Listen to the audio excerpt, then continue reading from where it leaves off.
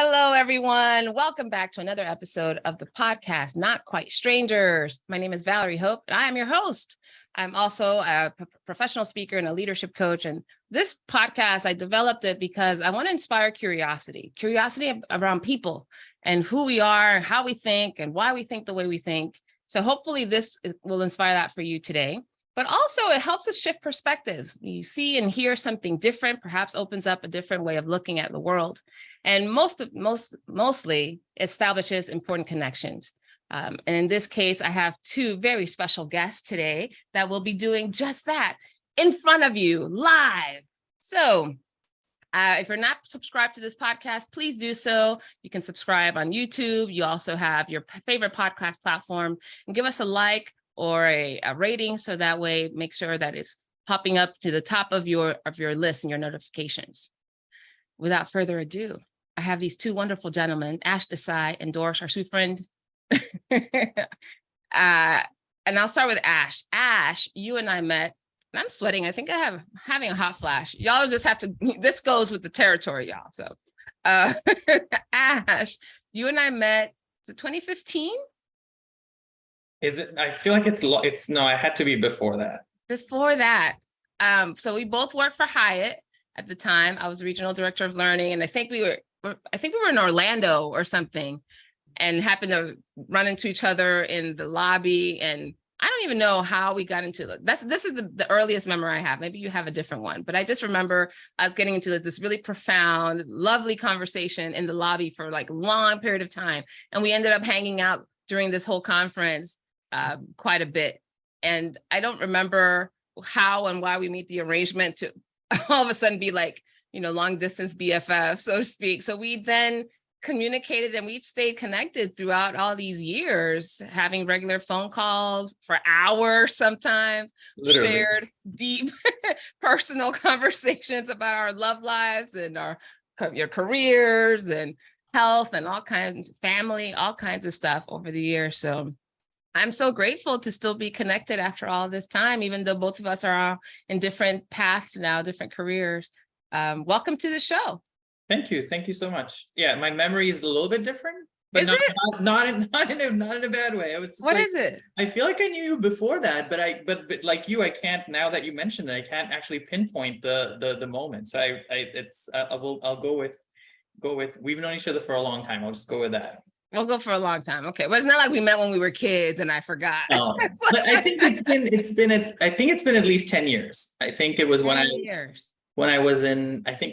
lived in Florida, in Key West. I think that's when it was. Okay. Oh, then that's like way back, so. 2013. Okay. I could see that. Wow. All right. Well, more to come. So Ash, today I was thinking, okay, I need to pair you up with someone. Then I asked you, hey, do you want to be on this podcast? I think it'd be really fascinating. And you were like, of course, sure, anything. And I thought, who would be a great person to introduce Ash to? And ta-da, Doy, you came to mind. One, because over the last few years, you have mentioned the podcast a few times to me, or you have introduced me to other people as having a podcast. So first, you seemed to be open and interested in it. So I picked up on that. And then the other piece is, Doy, and the way I know Doy is that he's the CEO for the Berkeley Executive Coaching Institute. And so I have been a faculty member on some of these projects that Berkeley BECI, as we say, has hosted. And Doy, you and I met, the first time we met was when I went through the training, the executive coaching training, which was in 2017. Out at Berkeley. Wow. And I remember my first impression, I'll just start with that. Like my first impression of you, I think you were the only one that I remember wearing a suit, like, or at least like a collared shirt and a jacket, suit jacket. So you had this very distinct look. Everybody else seemed a little bit more casual than that. So I was just like, he must be somebody important. And then you were also very, you were quiet, but you had a presence. Like you were very present. You were there. You were participating in the areas that you need to participate in, but you weren't like always talking. There were moments when you spoke because that was your role to speak, and then other times when you hung it in the back, but there was always this presence about you. That's the first memory I have. And it's stayed true all these years that I've had the fortune of working for you, with you, that's how you are all the time, at least that I can tell. And the fact that you had this presence of, hey, Valerie has this podcast, and you'd mentioned it to several people without you having actually been on it. I don't know if you've watched many of the episodes, but I remember thinking Doy would be open, he'd be cool, and he'd go deep easily. So I need to get Doy on here. And you said yes too. So thank you for being on the show. Yes, thank you for having me. Yes, I've been a fan of the podcast for a while. First of all, I just think it's awesome, the idea of having meaningful dialogues. Call it a curse or a blessing, I'm not sure, but like over the years, because of the work that we do, Valerie, especially as coaches, I've gotten like really allergic to shallow conversations. You know, if I find myself caught in a corner and people are trying to have, I don't know, like, I don't want to judge, but, you know, conversation that I was like, oh, I don't want to be here. So yes, I do like to go deep, but I think of it more as like, I don't just talk about stuff that really means something to the person, you know, and if we're going to connect, let's connect for real. So yes, thank you for having me. And by the way, the suit is, look, I call that my James Bond look. You know, I kind of like, I think suits get a bad rap sometimes, you know, like when people think like it's stuffy, it's whatever. It's like, no, look at all the action stars, man. Like you can wear a suit and be totally active and cool. So it's your John Cena look. Because he always wears a suit somehow, like as huge as he is. Very stylish. And Doy, do you remember anything about the first time we met that stands out to you? Because I know the context, and you were with, you know, there was 24 of us, so it's not likely that we had this very specific moment, but is there something that stands out to you? Well, you talked about presence, and you know, when in class like that, it's very obvious who likes to speak up a lot, who doesn't, and at the same time who speaks very intentionally each time. And you're one of those people who, I think there was just the right balance. You were participating, but not always like taking over the conversation. But every time you spoke, it was like, oh, yeah, she's right. Yeah, so there was something intentional about the way you speak always. I received that. Thank you. Very cool. And I hope to bring that here too, and to do this with the two of you. So I have to say, one of the, besides the fact that you two are just amazing human beings and very stylish, both, I also had this insight that both of you, being gay men from Asian background and Asian ethnicity, that was a topic that would be fascinating to discuss. Like I've mentioned, I have had several guests on the program to talk about LGBTQ community. I've had people who are transgender, non-binary, lesbian. So it's been like, I've not had two gay men, not together, at least to talk about that. And so I thought, well, this might be an interesting conversation to at least start off with. It's Pride Month, also June, and so it's apropos. But I'm curious about, first of all, what do you like to talk about when it comes to Pride Month? Is that something that you even observe, celebrate? You know, do you feel like there's some sort of responsibility to do so as gay men? I mean, what's your relationship to that month? I can go first. I think it's very it's hard to describe because of my cultural background and the upbringing, right? Because being out and open now for, you know, a number of years, almost like more than 20 years now. But like the journey to get there is very difficult, or was very difficult, at least for me.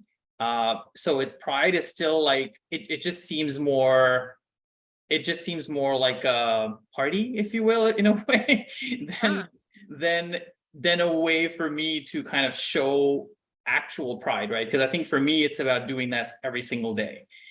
Because having been in the closet for the first 20 something years of my life, like it's it's more of like a quiet pride in a way, like, right, I don't feel like I have to do something or be someone for the month of June to be able to show that I'm proud, right? Because it's more about just being able to be super comfortable with it every single day, and not having to hide it or not having to go the other extreme and being super vocal about it, right? It's just the idea of being, because you couldn't be yourself for such a long time. So the idea of just being able to be yourself is probably like, so maybe it sounds cliche, but it's like pride every day as opposed to pride for the month of June or doing something different in the month of June, right? At least that's for me, right? Okay, quiet pride and pride every day. Got that. All right. What about for you, Doy? Anything comes up? Yeah, a lot of that resonate with me actually, Ash. And it's like, first of all, I think it's awesome that we live in a time where we could celebrate Pride Month, right? And I know it's not necessarily easy or something that is safe for people in a lot of places in the world still. But comparatively to where we were decades ago, yes, this is still a much better time. So I'm very happy about that. And I'm kind of with Ash then mine. It's one of those things too that then make me think about my relationship to, is that the right way to say it? Anyway, like how do I relate to the part of me that is gay, right? And what does that really mean? And a part of my identity, because I mean, you talk about my style earlier, Valerie, but like I'm definitely one of those people who it's not my natural instinct to just put myself out there, right? I'm not one of those people who like to talk a lot about this is me, this is my identity. Like I've only done it when it's the platform where I feel it's exactly my role to do that right now. Yeah. So the idea of talking a lot about that part of me is not something that comes naturally to me. I don't know if that makes sense. Yeah, it makes sense. Yeah, and I feel like a lot of what Pride Month is, there's almost like a social pressure to like put yourself out there and be seen, be heard. And while I think it's great for some people, it is still something that I have mixed feelings about for myself, and I grapple with that in terms of my identity. Yeah. And in my experience with you, Doy, I think I've heard you say this before in a group setting where you feel like you had to come out over and over again every time you're in front of a new group. Was that you saying that? Remember? I feel like I have to come out to a new group every time. I'm sure I'm not alone. Ash can probably relate to this too. It's like it's a constant coming out in different situations, new circle of people, new work situation, new clients. Sometimes it's like, it's like, oh, here we go again. We're going to have this conversation. And, and then there's always, even though like through the years, I think I'll just say maybe I care less, but there's still that moment of like, okay, brace yourself. Let's see how they respond. And you like take that deep breath before you say anything that in a way will confirm to them that you're gay, right? And I use the word confirm because I have a feeling that unless people were totally like not observing. You didn't see him making out with that guy in the corner? You didn't see I mean, I am who I am, right? But it's like, well, they're not headless, right? Like for me, like they're not headless. They can tell. So I don't really have to say anything on top of what you already see and hear. And yeah, and it's not also like I totally agree with you, Doy, because I feel like it's not who, it's part of who I am, right? But it's not like, that's not my whole identity, right? It's so much more than that. So it's like a straight person doesn't have to make it a point to tell everybody that they're straight, right? So it's not really, it's part of who I am. There's many different ways of being gay, right? And I think that's like my biggest takeaway. I always, like, Pride Month comes around and I agree with you. It's like you feel like there's this unwritten or unsaid pressure, like you have to do something. And I'm like, I really not going to do anything different than I do every other month of the year.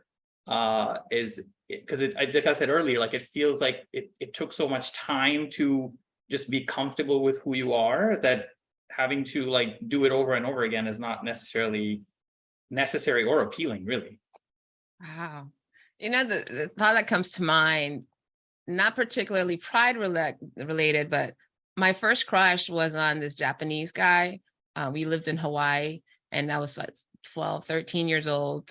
And it didn't seem like a big deal at the time. I was one of the few Black students in the school anyway. So that wasn't, you know, and that was that age. And I lived in a military base. And so I was always fairly ethnically, right? Is that the word? Yeah, ethnically diverse, a lot of diverse ethnicities. And so that was normal for me. But when I moved to Alabama, after having lived in Hawaii for 4 years, it all of a sudden that I was like, you know, I'm attracted to a lot of different ethnicities. So it's not just I need someone that's Black. In fact, my ex-husband was Argentinian. I'm seeing a guy who's from Egypt, and that's just been my world. But I remember there being moments where people would make assumptions about, hey, look at that guy over there. And I'm just like, sometimes he was cute, sometimes he was not. But the fact that he was Black was really the main thing. He's single, he's Black. What do you think? And I'm like, maybe.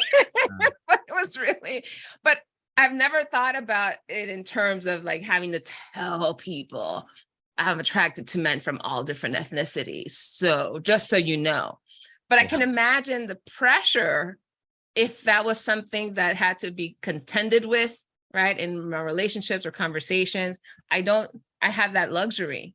I have that luxury because, you know, I guess the first layer is the assumption that everybody's hetero, right, until proved otherwise, I guess is kind of what I'm hearing from the two of you. So I'm curious about how both of you mentioned like this idea of confirming, right? How do you confirm, or how would others, if they're listening to this and have individuals that they live or work with that are gay and wanting to not make a big deal out of it, like what are ways that in which you can honor someone not having to come out every time and still confirm whatever needs to be confirmed, if it even needs to be? Does that make sense? Yeah, it does. I mean, personally, I haven't had to do that in a long time. Like it's now it's not really a thing, right? Oddly enough, the place where I feel like I have to still, I wouldn't say tiptoe around it, but still this idea of confirmation is with family. Because when I'm around family, I mean, my family knows, my immediate family knows. And like I said, like everybody else in my extended family, who maybe I haven't actually directly told, I think that's where the confirmation comes in, is because I think I haven't said anything. I know my parents haven't really always been 100% comfortable with it. So it's like, okay, when I'm around family, or especially extended family that I haven't personally told, you kind of wonder, okay, I haven't said anything. My parents maybe have not said anything, but are they wondering, do I need to say anything to them? And typically it's around the idea of relationships, right? Because everyone else is getting married, like at least in our culture, in Indian culture, right? It's very, you get to a certain age and people start asking, when are you getting married, right? It's really the only question that they'll ask you. And that, and what, how is your work going? Really, those are the only two questions you get asked.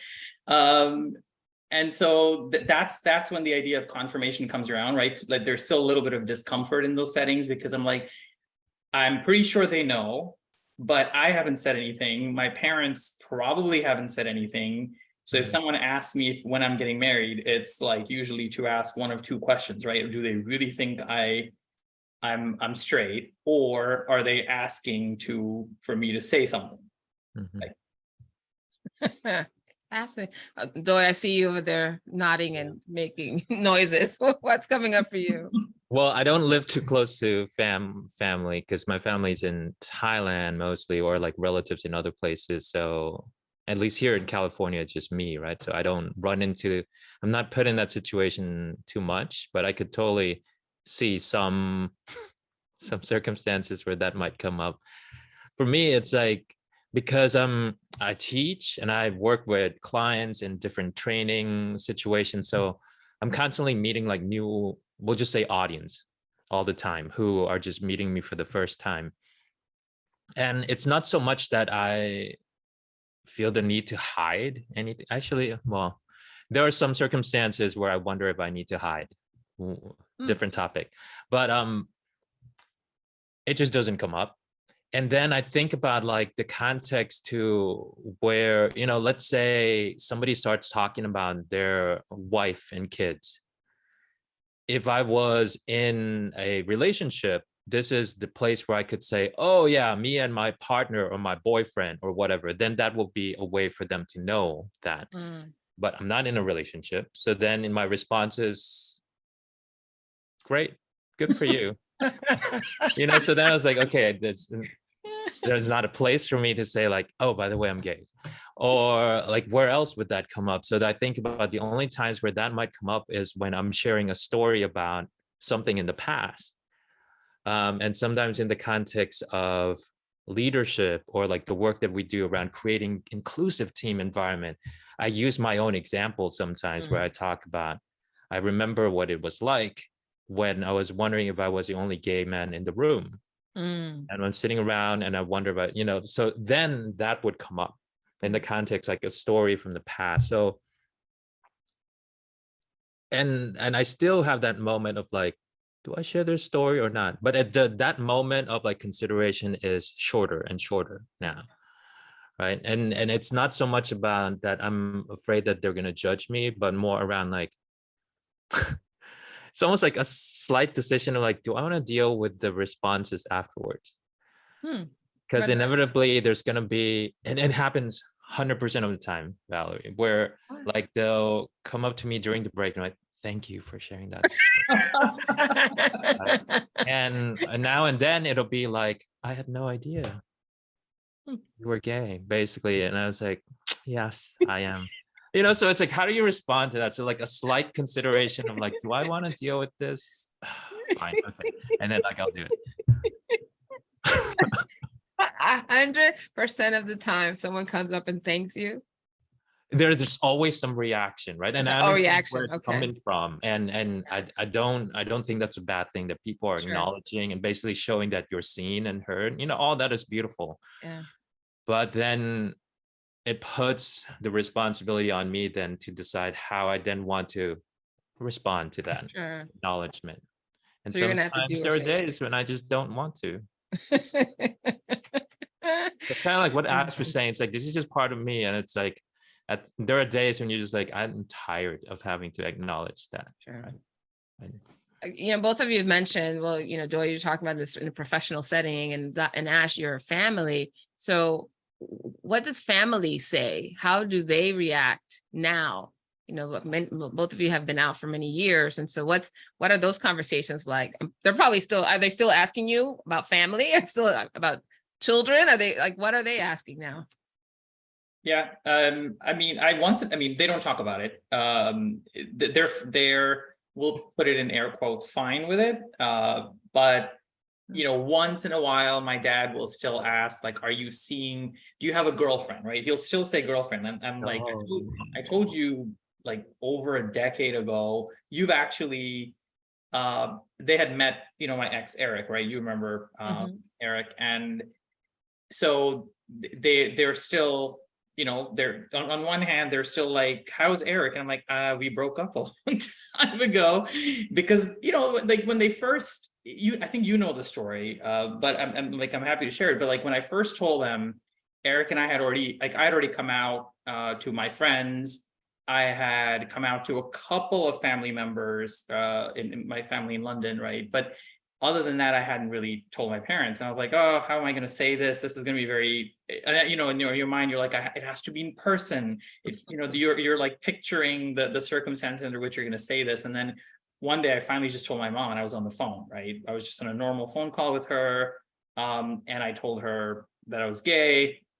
And then everything just kind of, from that point onwards, turned for a little while, not for a long time, but they kind of made the, I would say probably the worst stereotypical assumptions of what it would like to be gay, right? And that was part of my fault, right? Because I think I dropped this little bombshell, right, in a way, and then I just never decided to talk about it with them for a while. And so they were, you know, they knew that I was with somebody, and so they just started making all these assumptions about, you know, like the worst type of assumptions about what it's like to be gay, right? Oh, he's like going through a phase, and it's this and it's that, and he's going to get himself into a, you know, a bad situation and this.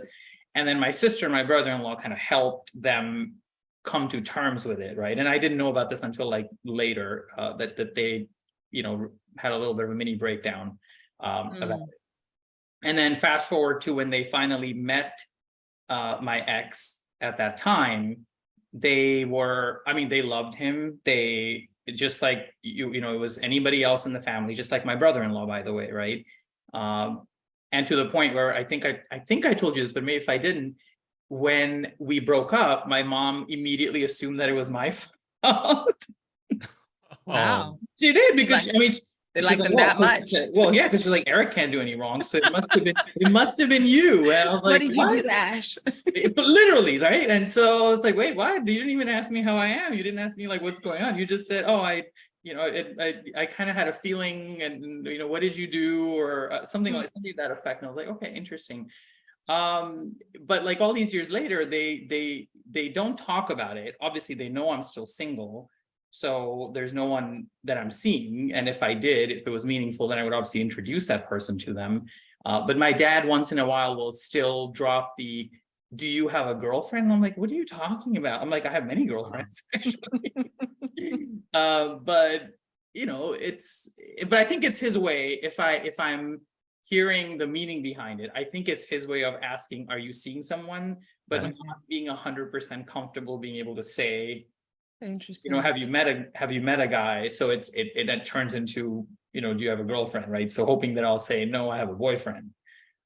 Is Eric the only one you've introduced to them? Yes. That's probably why too, right? There's a big gap probably of that knowledge or that experience with them knowing and seeing. I mean, I don't know your parents, but I could imagine if they've met several. I don't want to say anything about your personal relationship, but I might if they'd met others, let's say others. No, because because I know them, and well, first of all, like since Eric and I broke up, I really haven't been in any serious relationship, right? And so, but I know them, so knowing them, I would have to make sure that, you know, you feel that it's the right person. Yeah. And then when you know, you don't have to kind of like tiptoe around it. You're just like, yeah, we're gonna go meet my parents, and that's you know, that's how it was with Eric, right? So. But yeah, so that's the only question I get around it. But other than that, we don't really talk about it, because I don't really think they have an understanding, nor do I think, like Doy was saying earlier, like I don't feel like I have to bring that up unless there was something relevant to it, right? Like I've met someone, or there's something going on in my life in that sense that I think you should know about. That makes sense. Yeah. If in the context of having conversations about relationships. Exactly. That's really the only part of life, right? That this conversation might come up. All right. Doy, what about you? What do you tell your parents? And well, I can totally relate with what Ash was saying, because like, you know, I've made the mistake of mentioning that I'm going on a date with someone too soon. And then like they'll get like so like hung up on it of like, oh, is this the one? And to the point where I don't know if my mom will ever watch this, but to the point where sometimes I think like she literally like checked out the guy's like Facebook just to like to get a sense of like who this person is he good or not? And I was like, Mom, you are social media stalking this person. Stop. Don't do that. And now I regret like mentioning it to her. And then that wasn't even anything that serious, right? I thought I was bringing it up to try to include them more, so they're not thinking that, oh, he's sad alone by himself. So then I stopped doing that, because I was like, oh, this is not a good idea. So I stopped mentioning it. And then like now and then, like she'll try to mention like a name of a person, and there's almost a tone where it's like, oh, I know where this is going. Like a person that she wants to introduce you to, or someone that she Oh. And I was like, oh, I know where this is going. And well, you know, aren't arranged marriages common in Thailand sometimes, like India? No. Okay. Yeah. That would be fascinating. I mean, in India they are. In India they are, but the day they come to me with a boy, I'm gonna be like, no. That would be awesome. Well, let's just say the ones she's had in mind for me so far has not been the best options. Not your type. Okay. Yeah. But your mom sounds like my mom, actually. She's always like, so Valerie, she's very involved. She wants to, although it's not part of our culture, she would love to have the power to arrange a marriage for me, right? Because I got divorced, and it was fine. It's been 20 years, so it's been so long. But she's been very concerned, and has been saying, hey, Asian cultures do this all the time. What if we were to? And like, no, mom, no, that's not how we work. Although for me, family is very important to me. And I do want, I want my future husband or my future, whatever he is, boyfriend or whatever you want to call it, to meet my family. Because family that's who I spend time with. That's who I connect with. That's where I want to take vacations with family. So he has to be as much a part of this experience as I am, right? So that is important, but you're right. It has to be like at the right time. This is the right person. Although I'm not like a dating person. I've not gone out on many dates. That's just not my style, more of a relationship. The guy has to be my friend.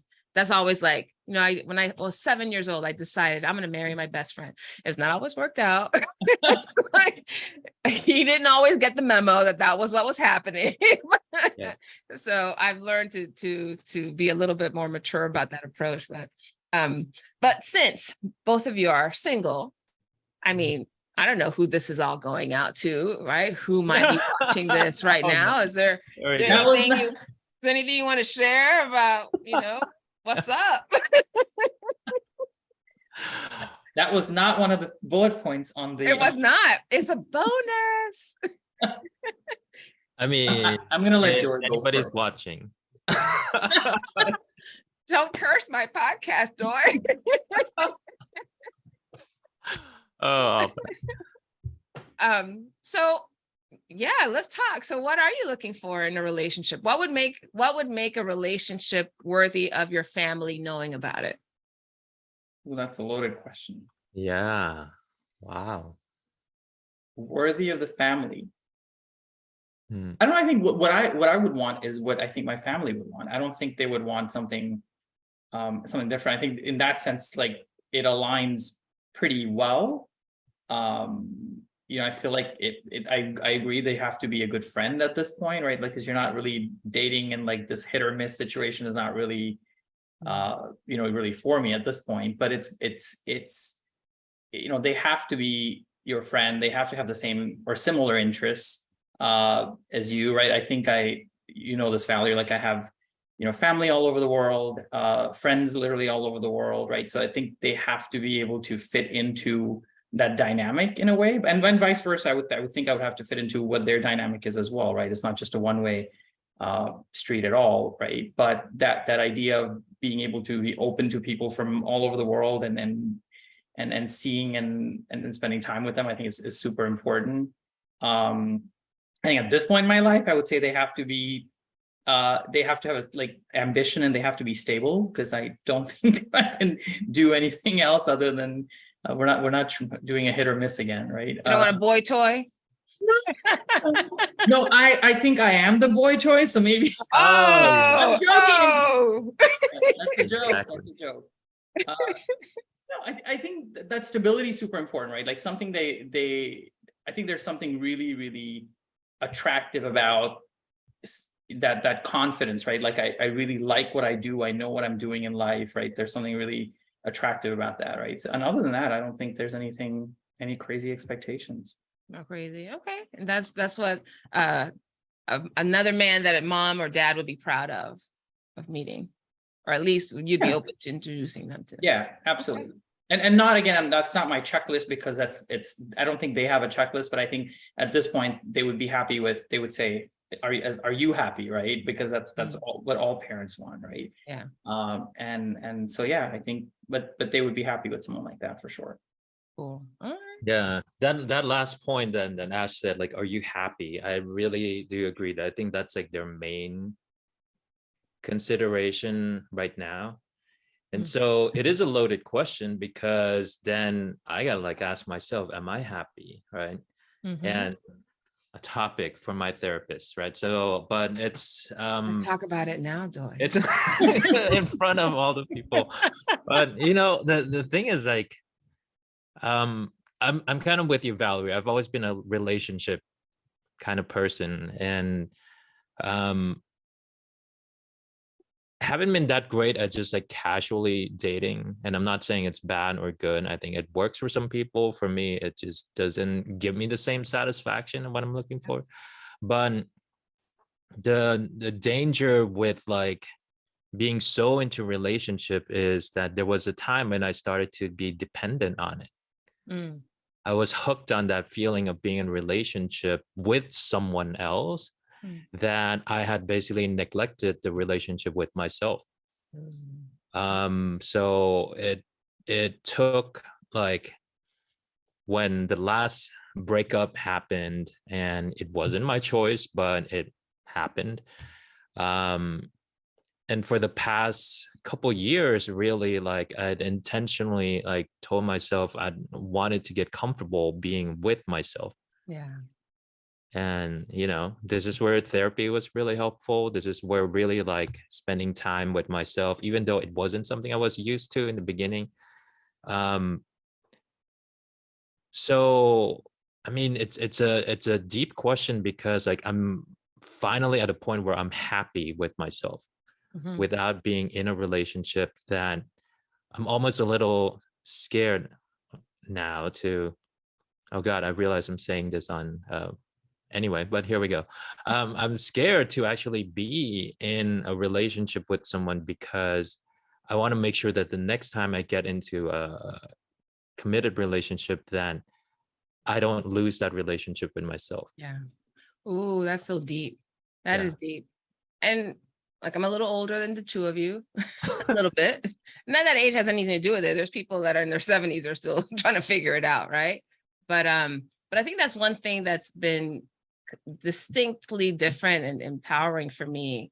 I have done a lot of personal work. After my divorce, I went through therapy, and that was super helpful. But I think I remember, in fact, when I had one of those unrequited moments with my best friend, potential husband, years ago, and this guy, he and I went on a road trip, and he happened to have Tony Robbins and Sage Robbins DVD or CD set. It was all about like passionate relationships. So you can see how I would have gotten mixed signals, right? Here's this road trip, 10-hour road trip, and this guy, we're playing relationship CDs with Tony Robbins. I'm like, come on, dude.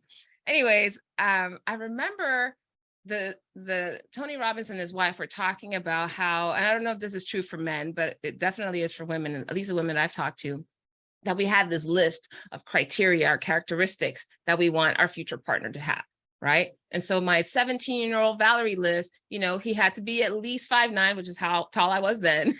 Now it's 5'11", so it's that, you know, he had to be a good dancer, he had to dress nice, he had to, you know, speak multiple languages, he had, you know, I had all this stuff that this is who the guy has to be. And then my 32-year-old Valerie had a second version of that list that was more in line with career Valerie. So he had to have a stable job, and he had to be willing to travel, and had to, you know, make a certain amount of income, and there's all that.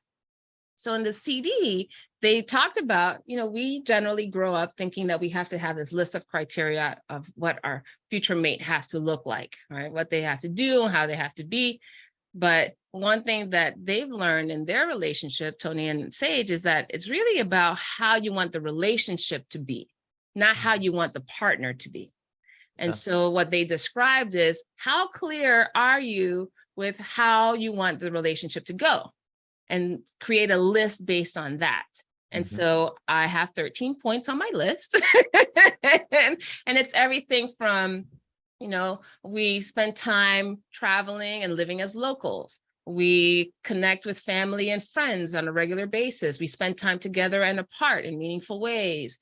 We're conscious and generous with money. We're, you know, so like really is just like affirmative statements about what kind of relationship I want to have.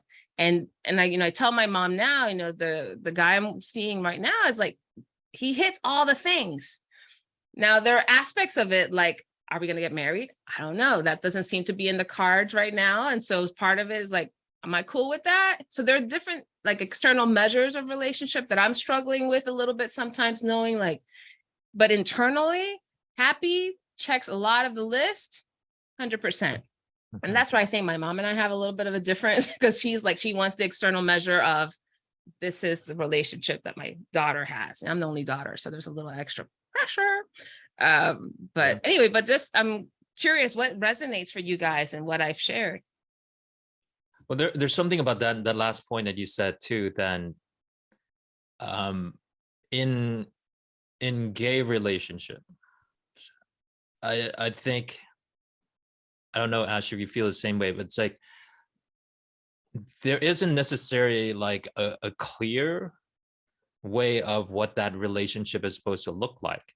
And for me, it was very confusing when I was starting to date. This was like since like, you know, after college and whatever, like it was very confusing because on one hand, I was so stuck in my head around almost like this traditional view that our relationship is not real until we commit and get married and have kids. And, you know, so all that. To like now, I'm not even sure what the relationship should look like that I want. So,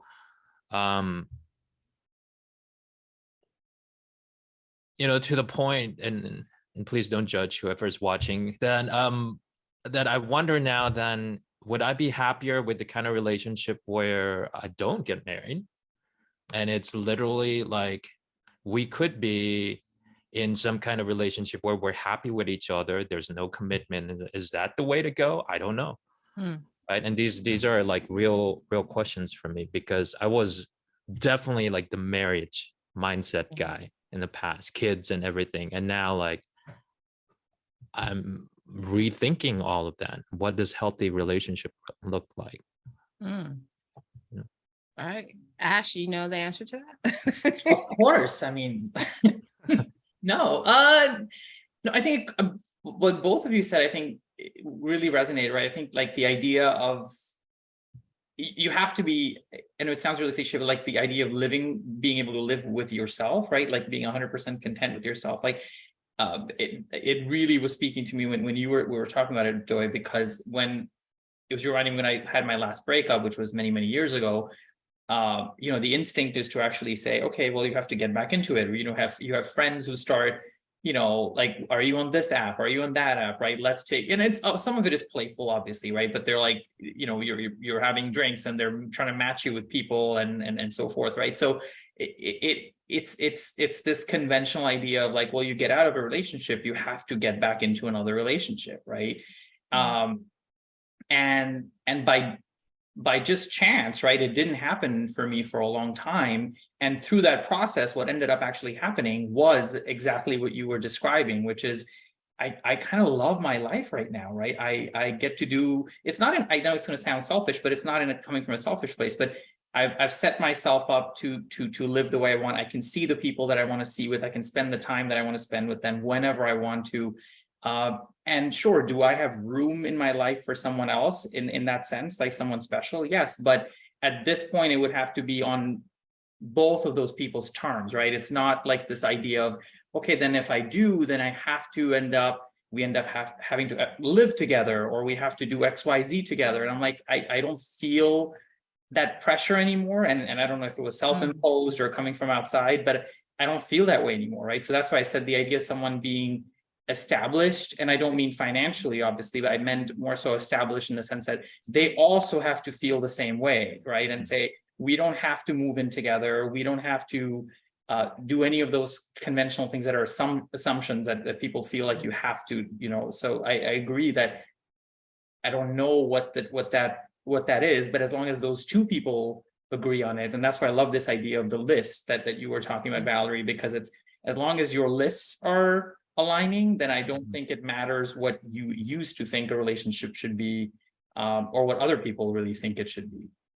You know, it's huge. And I think what you both said, this idea of the way what commitment looks like is something that I don't think we talk enough about in Western culture anyways, right? So I was married for 3 years, and he was also a friend, right? So it was somebody that it wasn't just like this fly by night thing. But it didn't work out, and it didn't work out spectacularly in many ways. And as painful as it was, and healing came from it, and we're still friends to this day. And I can say that the commitment, looking back, I could see that we probably didn't have to be married to have the level of commitment and connection that we wanted to honor, because we have it now. He's moved on, he's since remarried and all that, but it's been interesting to every once in a while we'll connect, we have really meaningful conversations. Sometimes we'll talk about the past, sometimes we'll talk about what's happening now, but that didn't need to be contained in a marriage, right? And so I'm right now still dealing with, like, is that the container that I want? Is that what I want it to look like? Is that the function of the container?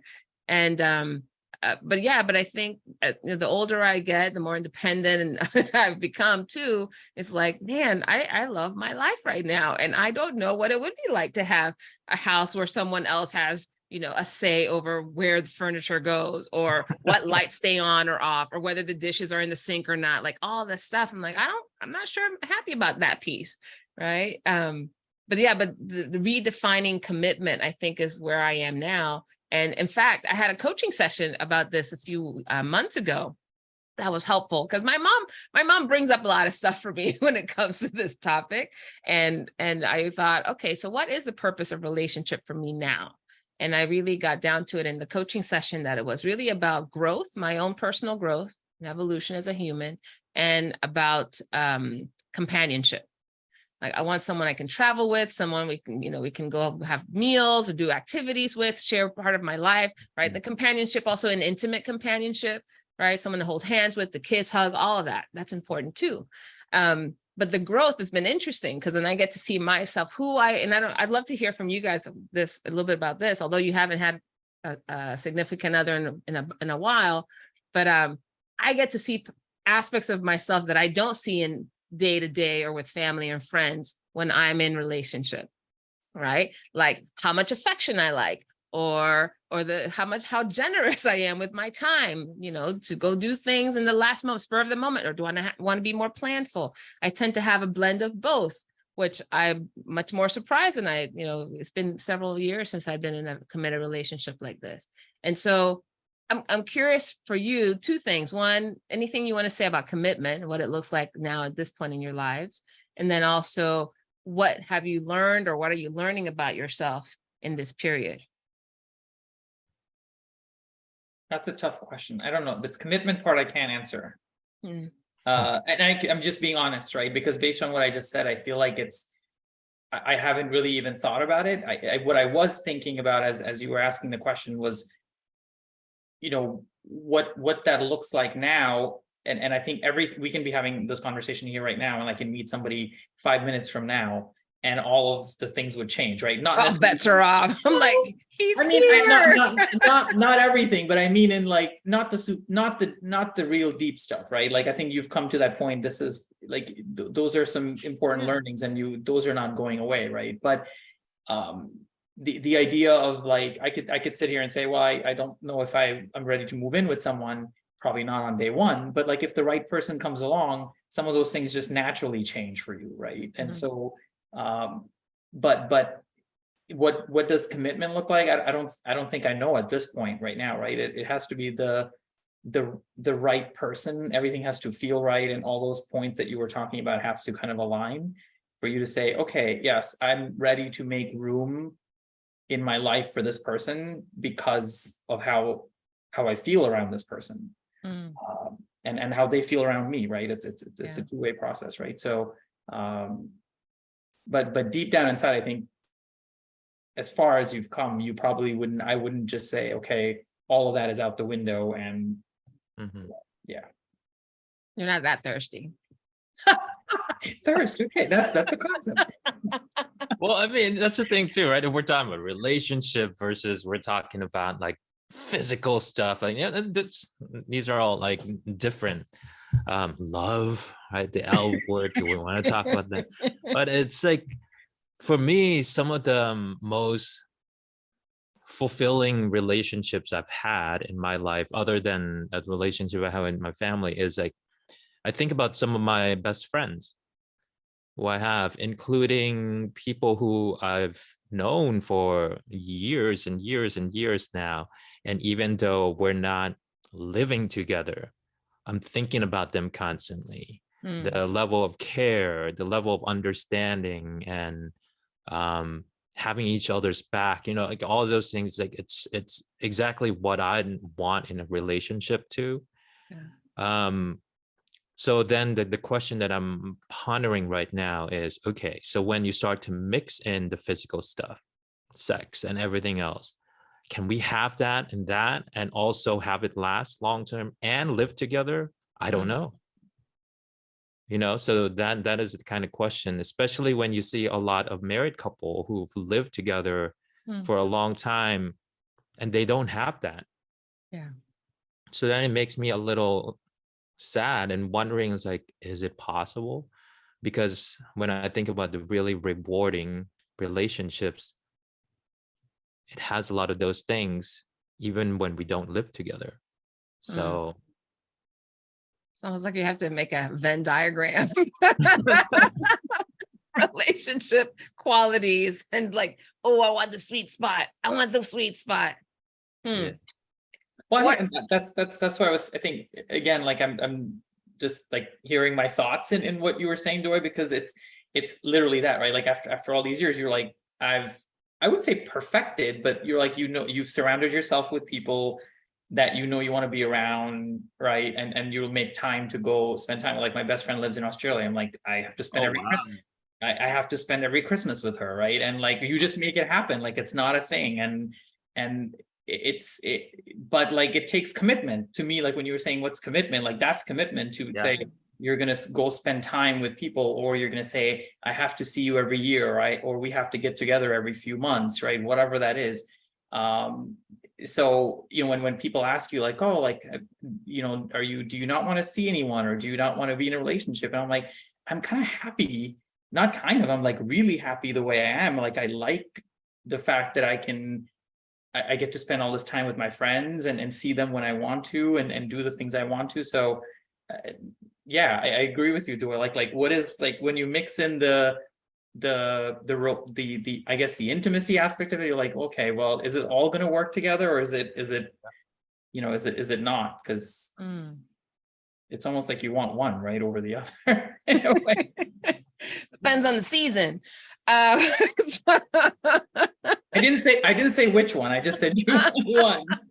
No judgment, Ash, no judgment.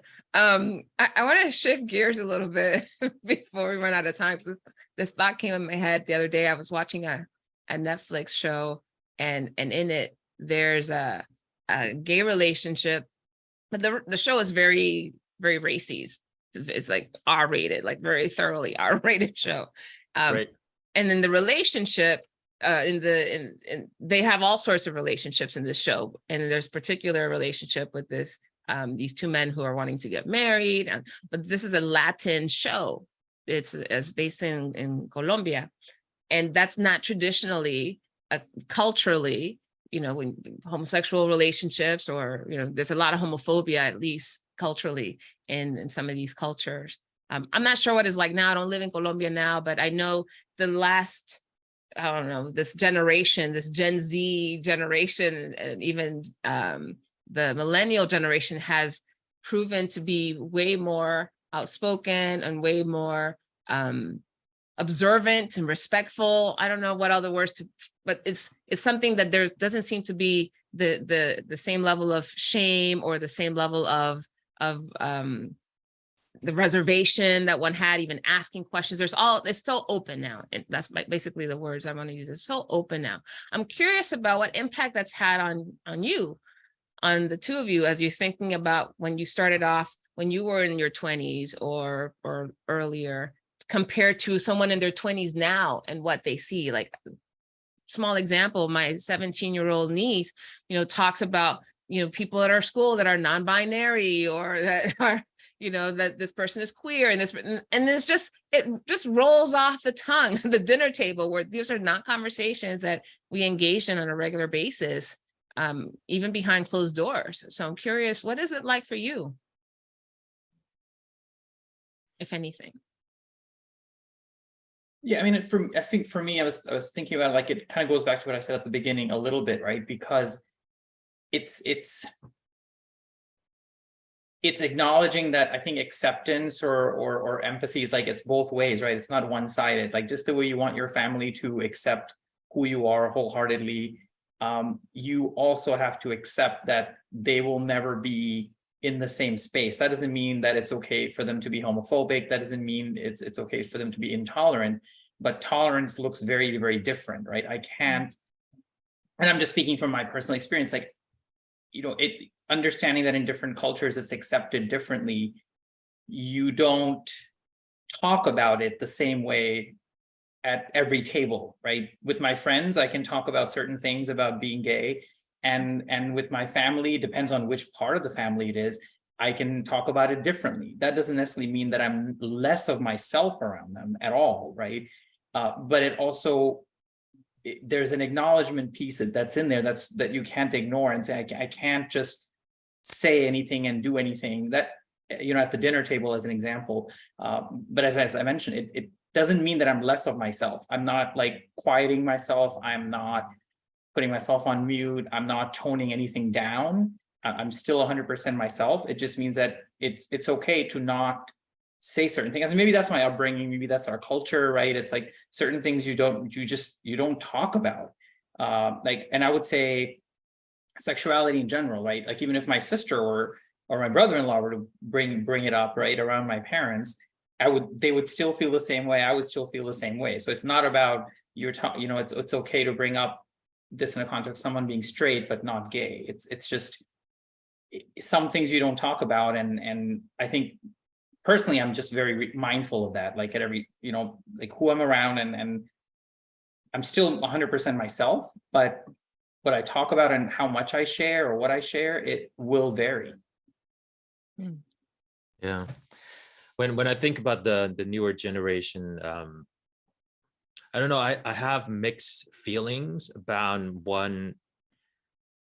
what's happening now that I observe. And what I mean by that is, when I was going through the process of figuring out my identity and coming out and all of that, I often felt like I was alone, right? That I was like holding the secret. I can't talk to anybody about, and I have to be very like careful about who do I share this with, who do I confide in, and who are some of the examples. I remember going to like Borders or Barnes and Noble and like being like walking down the LGBT like lane, right, trying to like do some research myself and looking left and right if anybody looking at me. It's like nobody cares, but I cared, right? Then I was like wanting to find information about it.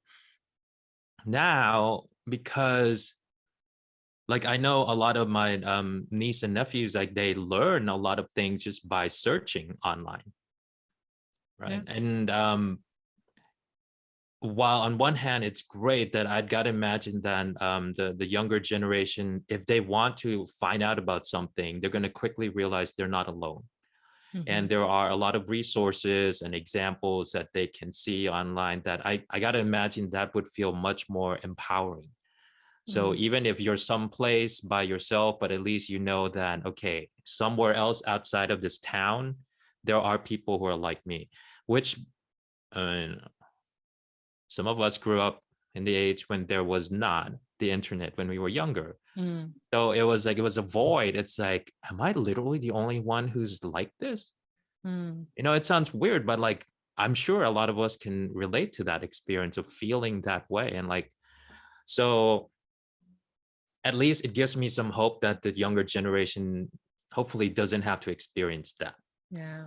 And where I say I have mixed feelings, on the other hand, is then the fact that they're relying on information a lot on the introsphere, as opposed to talking to people who they trust and are close to them. There's also a lot of bad information out there. A lot of things that could really misguide or even provide like some kind of skewed view of what reality could be these days. And that makes me concerned. And including seeing some news where it could be quite terrifying for some of them too, So that's what I mean by mixed feelings. I hope it doesn't get in the way of, I would feel so good if, let's say, any of my nieces and nephews were thinking about their own sexuality, that they would feel comfortable asking me about it rather than relying on the internet. Mm. And so I hope it doesn't replace human to human and real vulnerable conversations with the people in their life. Yeah. Because that's all I had back in the days when I was coming out. Mm-hmm. I had to rely on the people around me. And thankfully, I was able to find people who I can trust and talk to. But I didn't get my source of information from the internet. Yeah. So I hope that as more information is available, that it doesn't replace talking to the people who you have around you. Mm.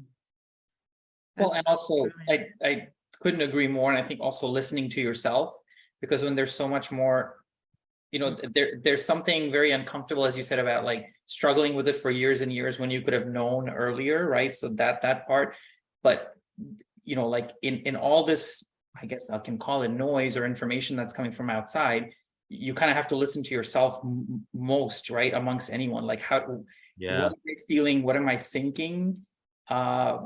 You know, and it's you're absolutely right. It's good to know that I'm not the only one, and it's perfectly okay to be this way, because back, you know, when I was struggling with it, it was, you know, all you heard, it was that this is not okay. It's, you know, you need to be, you know, this is not normal, right? And no one lived sort of that openly, right? And the figures that did publicly live openly, like obviously they were the subject of scrutiny or ridicule or whatever it was, right? And so that part I don't miss, but I think that you have to listen to yourself. And I feel like when there's so much conversation outside of your head about this, you kind of don't know who to listen to. And you have to come to a very trusted decision that this is how I feel, this is who I am. And it's not a question, and questioning is okay. But if you come to that decision, it's because you really listen to yourself, right? And not necessarily people, not necessarily too many voices from outside. That honoring your voice, your inner voice is huge. I remember, I think, I don't know, when did Will and Grace come out on TV? It was like mid-90s. 90s, I think. Yeah. Right. So late 90s, when I graduated from college, and I don't remember meeting anyone, at least that I was conscious of in college, that was gay. Right. And then I went to work for Up With People, which is an international leadership program. We did a lot of musicals and volunteer work and lived with host families. And that's where I got my first exposure there, because I don't know, maybe it was because of the musical aspect of it, but there were several in the cast who were gay, and openly so, at least in the context of this group. And it was very welcoming. The whole group was international, right? Very ethnically and nationality, very diverse. And I remember staying with my first gay host family. And it was 2 men in New York. So yeah, in Albany, New York, gentleman from Venezuela, another one that white American here in the States. And I remember they were so loving to each other. I don't know if at the time, at least like Will and Grace, I'm trying to find what the comparison was, what comparison I had, because I hadn't really seen it, but it hadn't been in a context of a committed, loving relationship. It was either, you know, very sexual, it was very flirtatious, you know, like the Jack character, you know, you had a little bit of that, or repressed. But these 2 gentlemen, I remember being so loving and so caring.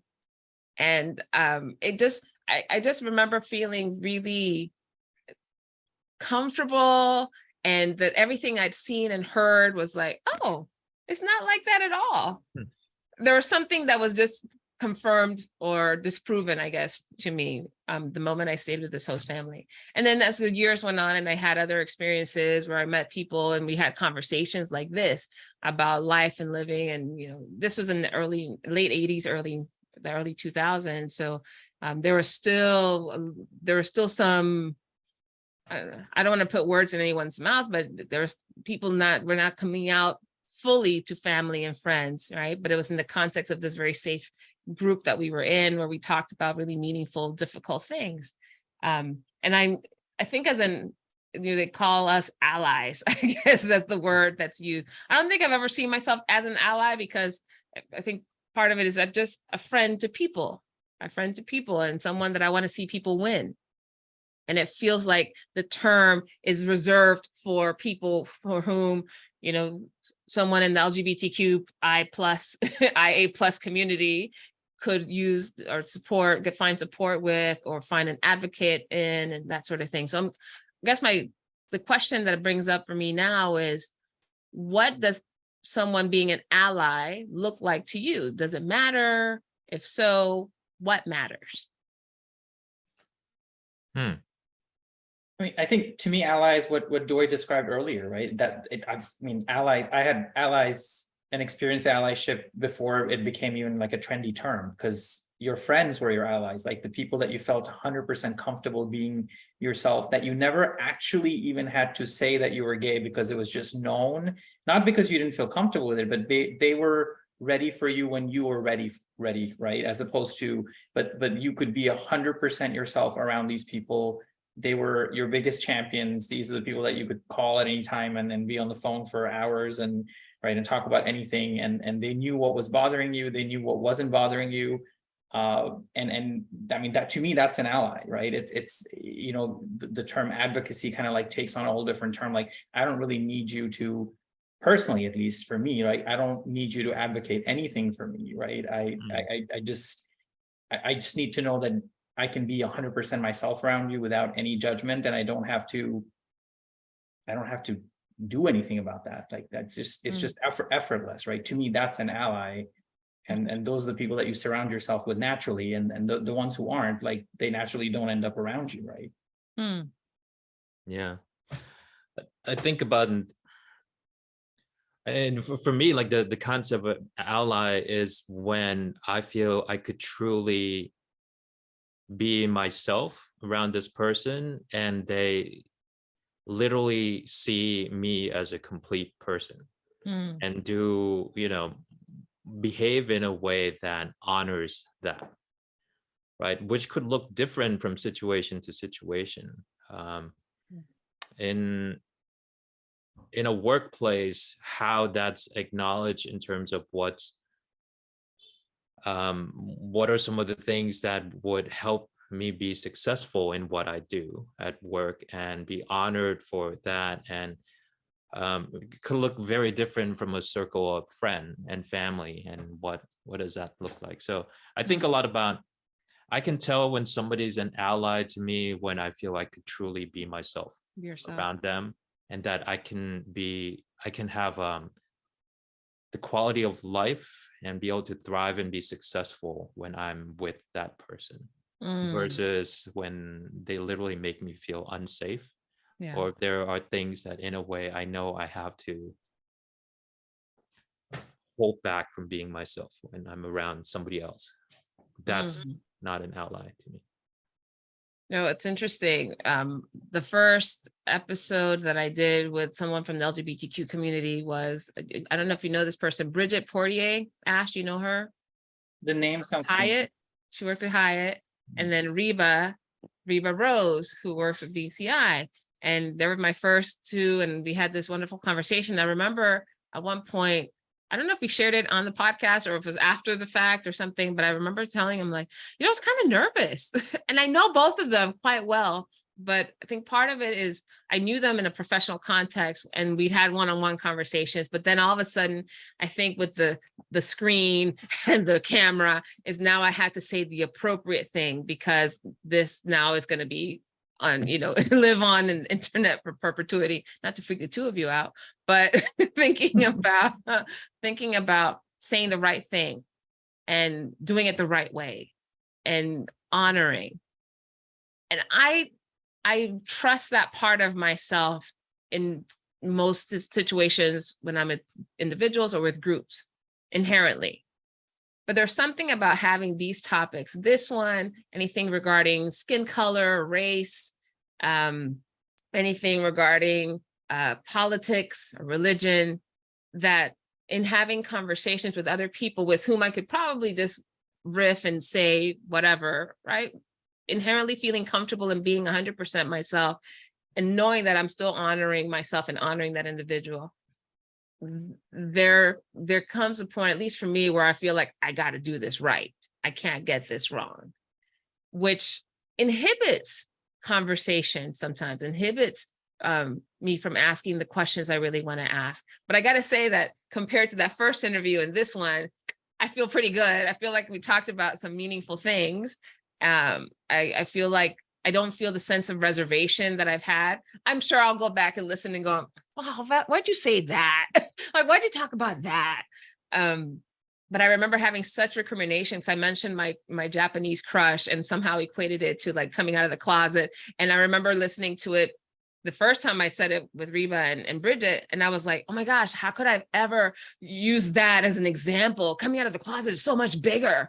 Oh my God, like I had all this judgment about it where, it's been almost 2 years now since that conversation. I'm like, no, I actually feel quite good having said what I said. And I think the lesson, at least for me, and I'd love to hear for the two of you, your experience today, and maybe anything you're taking away from it.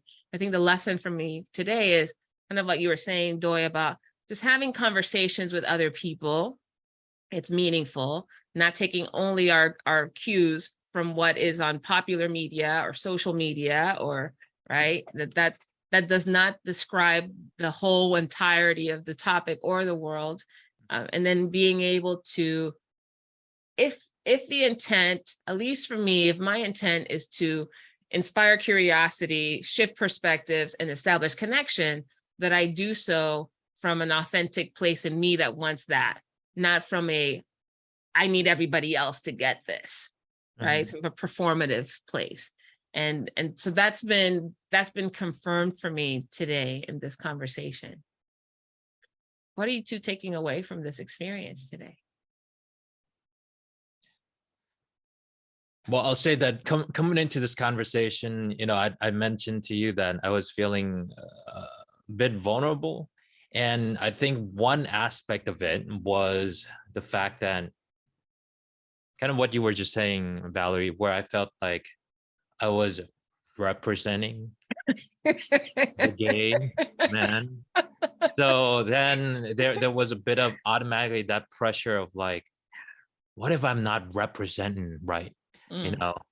And this is something I've struggled like throughout actually my entire adulthood, which is, well, I'll say two things. One, before I came out, I was struggling with not being straight enough. Of course, I came to realize like, well, you were fighting the wrong battle, man. But then even after I came out, it was a constant judgment of myself if I wasn't gay enough. And this is one comes up every time Pride Month comes around for me. When I see a lot of the representation of how people are celebrating Pride Month. And if I see something that I was like, I don't want to do that, I start to judge myself. If you're not gay enough, man, do something more. And then this is, I'm afraid it's going to be a constant journey that I'm still going to try to figure out throughout my life, and maybe for all of us in different aspects of who we are. So what I'm taking away from this conversation is, how do I continue to lean into these discussions and these dialogues from a place of, well, here's honestly how I've experienced it. And not judge myself, because the more I can do that, the more I could really have a real understanding, because then other people can then give their version of their reality too, versus constantly questioning, are we this enough, that enough, gay enough, Asian enough, man enough, ally enough? I don't know, like all these things that, so that's kind of what I'm walking away with. Now that speaks to me. I can't top that. You're not being asked to top it. I'm kidding. I'm kidding. No. I was gonna piggyback on that. No. I think for me the takeaway is a little bit of a validation, but I think it's along the same lines. It's I think it's reminding yourself, but also like in a way, by being your authentic self, reminding others that being gay is part of who you are. It's not who you are. right? And I think we kind of started the conversation with this idea of, you know, who do you tell, do you still get asked questions? And in a way, for me, it's like coming back full circle to the beginning of the conversation is, you know, it doesn't define me as a person, right? There are so many different ways of being gay. There are so many different ways of being a woman. There's so many different ways of being a man. And there is no wrong or right way. So as long as you're comfortable with who you are, and I know it sounds really cliche, but like, as long as you show up for yourself exactly the way you need to show up every single day, it doesn't matter, I think, what other people think, because that's, ironically enough, that's what we started, right? It's how are people going to perceive it? And it doesn't really matter, because I agree with you, Doy. Like, you know, if I don't feel like I've celebrated Pride Month in a way that I'm supposed to have, I don't know what to do with that information, right? Because I'm like, I'm living in my authenticity every single day, the way I know best. And I think that for me is a moment of pride enough. Moment of pride. Well, I can't top that. I mean, I even have even more questions, but more than anything, I hope that the two of you, obviously, you know, have shared so generously parts of yourself that perhaps you have shared openly with other people, but I get that in this platform, this forum, you know, we're not choosing who we get to say it to, right? Now it's open for whoever's listening, but if nothing else, I hope that those that have been listening or watching this, that they now see that there are conversations to be had, that there is no monolith of gayness or any aspect of humanity that we consider, and that this is an opportunity to lean into, like, well, what do I care about? Who do I care about? What would I want to learn about them? How safe am I for people to be themselves with me? Right? How much safety do I create in my sphere, in my community, in my company, in my home, where people can be safe? And I think, and I'll say it here because I think it's important for my nieces and nephews and all the young people in my life to know that I want to be that safe person for them. Even though I may not have the same experiences, I feel like my role in this world as a coach and a supporter, is a way shower in some ways, right? A holder of some wisdom, especially having conversations like this or enlightening ones with different people, that they can see that, hey, if you can't figure it out, let me be there with you while you do, right? Let me hold some space, or let me make some introductions, or let me provide you with resources, that sort of thing. So if nothing else, that's what I've learned about being an ally, and that we're an ally by just being a friend. That's it. You know, we don't necessarily have to hold a picket sign or flag poles. You know, we can do it the way we choose to. We can do it the way we choose to. Gentlemen, thank you. You've been awesome. Been absolutely awesome. It has been a thrilling conversation. I couldn't have found a better way to celebrate and honor Pride Month. and I think one of the things that you said, this is our quiet pride, our pride every day. That's definitely going to get taken out of context for someone the wrong person who watches it. No. If it does, it's on them. It's on them. So any final words for each other, or for me, or for the audience before we wrap up? No, I mean, it was great being on here with you, Doy. I think it was refreshing to hear some of the things that you were saying, right? And it helps you obviously understand where you stand with things, right? So thank you very much for being open and feeling comfortable sharing. Yeah. Likewise, Ash. It was well, now you win the prize for the deepest first conversation I ever had with someone. And all of you too listening. So the deepest first conversation we've had. So hopefully we'll get to meet one day. Yeah, that would be great. Because Ash, you're in Chicago now, right? No, I'm in Philly now. You're in Philly. That's right. You're in Philly now. All right. Clear across the country. But hey, if Creed did it. Anyways. Rocky, Creed. Good. I'm sorry, Doy, I interrupted. That's it. Thank you for creating the space for us, Valerie. Absolutely. My pleasure. My pleasure. You guys have been awesome. Thank you so much for joining us. The two of you don't go away, but the rest of you who've been tuning into this conversation, I hope you've gotten as much joy and have leaned in as far as all three of us have.